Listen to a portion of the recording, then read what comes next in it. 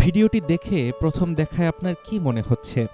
নিশ্চয়ই ভাবছেন কোনো প্রকার না সাঁতরে বা ডানা না ঝাপটে শুধু পায়ের সাহায্যে কিভাবে বকগুলো এত স্পিডে ছুটে চলেছে, তাই না?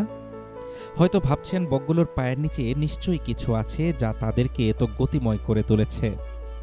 আসলে আপনার সকল চিন্তাই ভুল। এই বকগুলো আসলে স্থির হয়ে দাঁড়িয়ে আছে। একটু ভালো করে গভীর মনোযোগ দিয়ে তাকান, স্ক্রিনের দিকে আরও কাছে এসে দেখুন, তারা কি আসলেই ভাসছে? না, এখানেই প্রকৃতি খেলেছে এক অদ্ভুত চাতুরি। আসলে মানুষের চোখ এবং মস্তিষ্ক কোনো বস্তুর গতি নির্ধারণ করে তার চারপাশের পরিবেশ বা ব্যাকগ্রাউন্ডের সাপেক্ষে।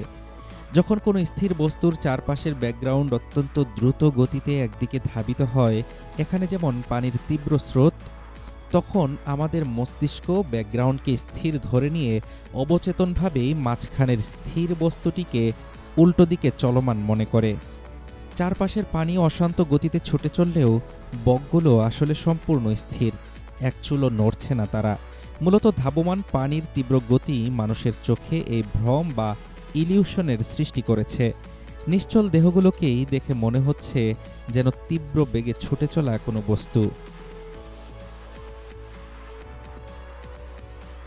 এই ধূসর বক বা গ্রে হেরনরা প্রকৃতির বুকেই সবচেয়ে ধৈর্যশীল এবং দক্ষ শিকারী।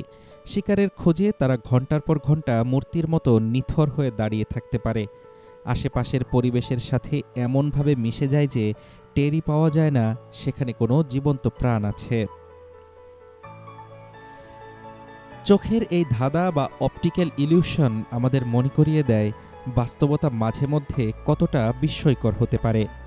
আচ্ছা, প্রথম দেখায় আপনিও কি ধোঁকা খেয়েছিলেন, নাকি ধরে ফেলেছিলেন প্রকৃতির এই নীরব চাতুরি? জানাবেন আমাদের কমেন্টে। হাফিজুর রহমান তুষার, ঢাকা টুডে।